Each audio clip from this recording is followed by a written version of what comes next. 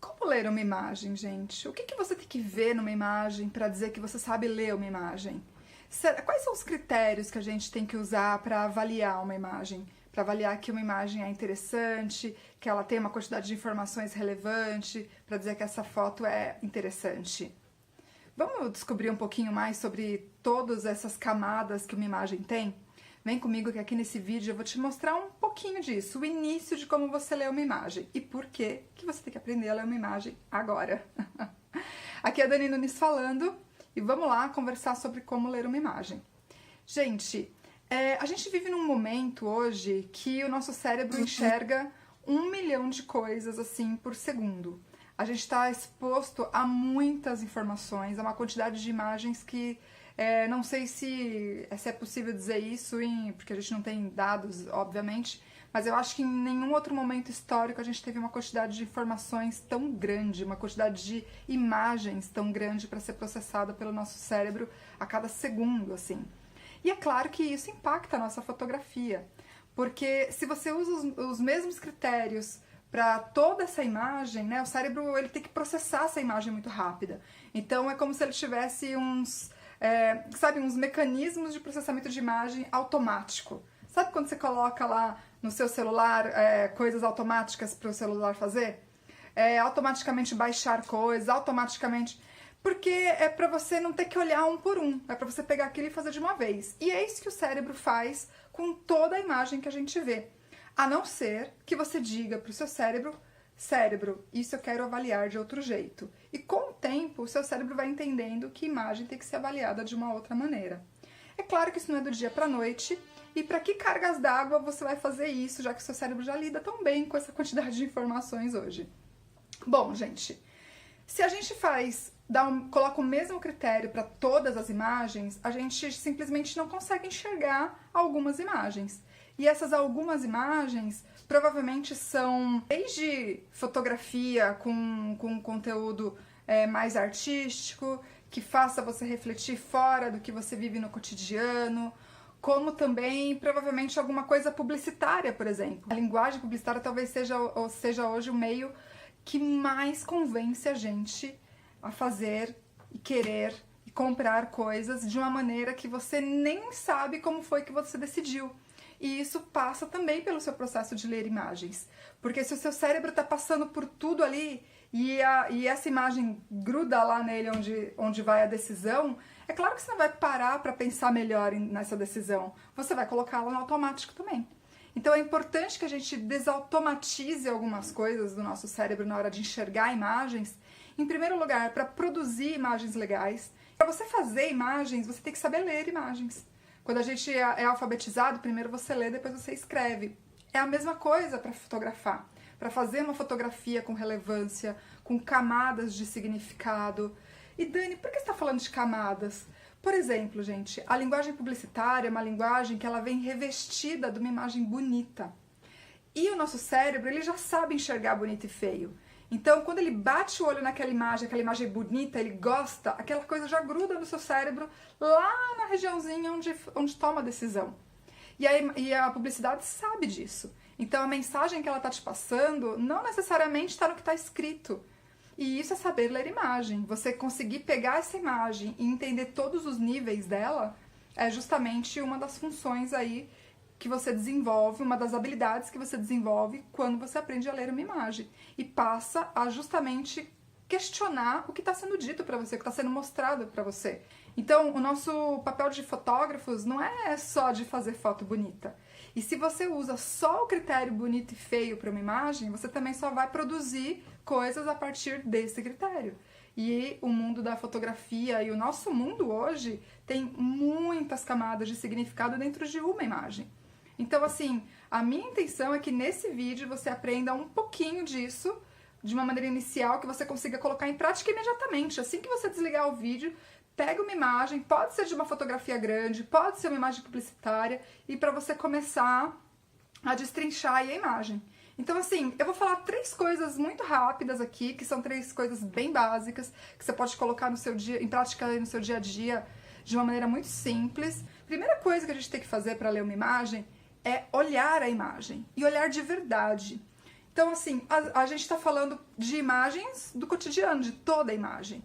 Quando você vai numa exposição, é mais fácil você parar e olhar aquilo, porque ela está sendo colocada lá para você num ambiente propício para aquilo. Normalmente nos museus tem bancos para você sentar, que é para te convidar para ficar olhando justamente, né? Olhar como a imagem. Procurar todos os detalhes que você puder encontrar nessa imagem. Olhar essa imagem como um todo. Então, por exemplo, se você está diante de uma imagem grande, enxerga ela no todo. Dá um passinho para trás, por exemplo, se você estiver no museu.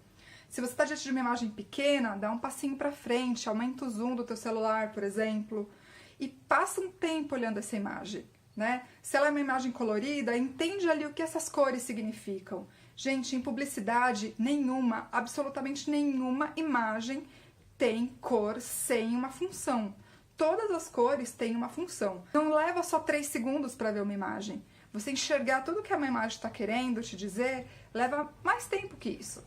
Não tem tempo mínimo, não tem tempo máximo, é você que manda, né? Se no início você achar que leva um pouquinho mais de tempo, alguns minutos, leve alguns minutos. Mas, por exemplo, se você tiver a oportunidade de ir num museu essa semana, tenta fazer isso. Gasta, né, entre aspas, um tempo olhando e só olhando. Parte número 2, você tem que procurar informações que não sejam tão óbvias sobre aquela imagem. O que é que não são tão óbvias? Qual é o objetivo dessa imagem? Se ela atinge o objetivo da imagem, como que usou, o que foi usado para chegar no objetivo. Então, por exemplo, a marca, sei lá, Louis Vuitton da vida, que faz sempre aquelas propagandas super conceituais, que elas vendem primeiro uma ideia para você. Normalmente, numa marca como essa, não tem uma chamada de venda, né? Não está escrito lá, compre Louis Vuitton. O que eles fazem? Eles usam eles colocam uma imagem sofisticada, de cores sofisticadas que tem a ver normalmente com a marca, com ângulos que é para você justamente ficar impactado com ângulos diferentes. E aí aí você lê a imagem toda, chega lá no final, tem a marca. Porque você leu a imagem toda e no final tem a marca com qual ela quer que você se identifique. Então, essas coisas, olha só, ela usou o quê? Usou a cor da marca, usou uma ideia para falar com você. Então, é importante a gente ir percebendo isso, né? Numa exposição, essas coisas ficam mais claras, mais fáceis de ver, porque numa exposição, normalmente, tem um caminho para você seguir e um caminho que vai com um monte de texto. Olha, essa exposição é sobre coisa tal, tal e tal, esse artista é fulano, fulano, fulano, isso é feito com material tal. Então, tem mais informações à sua disposição.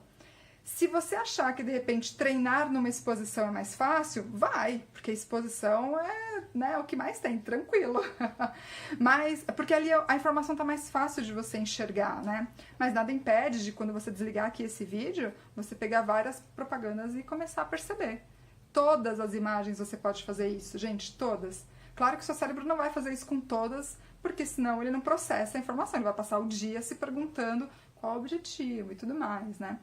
Depois de um tempo, você vai querer saber até mais coisas. Você vai querer saber quem é a pessoa que fez aquela imagem, quem é o fotógrafo, quem é a agência responsável, por exemplo. Porque tem umas marcas assim que você vai percebendo, nossa, mas parece com aquilo, ah, tá, foi aquela agência.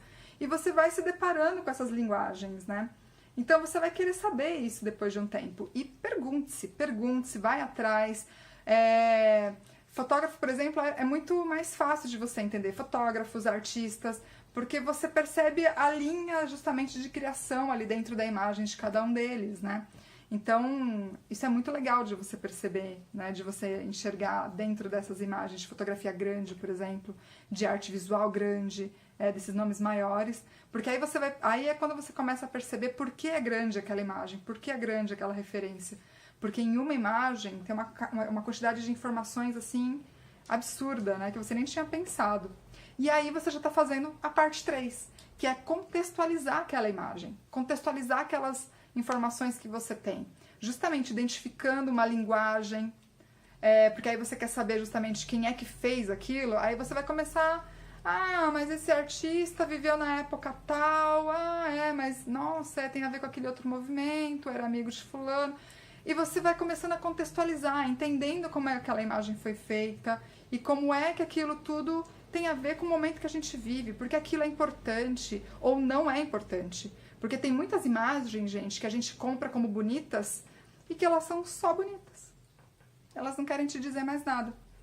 Entendeu? Então aí é que a gente fala, ah, tá, isso aí é mais ou menos, isso aí muita gente fala de alguns artistas, né? Ah, tá, isso é meio raso, né? Quando é meio raso é porque a imagem normalmente é bonita ou feia. Tem um fotógrafo que eu adoro, que é o David LaChapelle, por exemplo, que as imagens dele são fantásticas, gente, são bonitas as imagens. Mas quando você para pra olhar o que tá acontecendo naquela imagem, você fala, opa, esse cara é louco. Procurem David LaChapelle, ele é um cara fantástico, mas as referências do cara são bem piradas. E aí é a maneira de você trabalhar a imagem, justamente, gente. Quando a imagem é só bonita, seu cérebro entende aquilo ali, pronto, morreu. Você não vai lembrar da imagem. A imagem não vai significar nada pra você. Mas quando você destrincha ela, olha, quando a gente tá aqui falando, olha de quantas coisas a gente falou em, sei lá, poucos minutos, entendeu? Passa a colocar isso na tua vida agora, assim. Desliga aqui e procura, sei lá, 10 maiores fotografias de todos os tempos e enxerga todas essas coisas. Faz esses 3 passozinhos aí nessas 10 fotos, de repente, sabe? Acho que isso é bem interessante pra você ir percebendo, para você ir notando como é diferente quando você consegue de fato enxergar uma imagem além do bonito e feio, bom e ruim que o nosso cérebro está condicionado a ler. Bora lá, gente. Beijo grande. A gente se vê no próximo vídeo. Espero que você saia lendo tudo aí que você encontrar agora. Até mais. Tchau, tchau.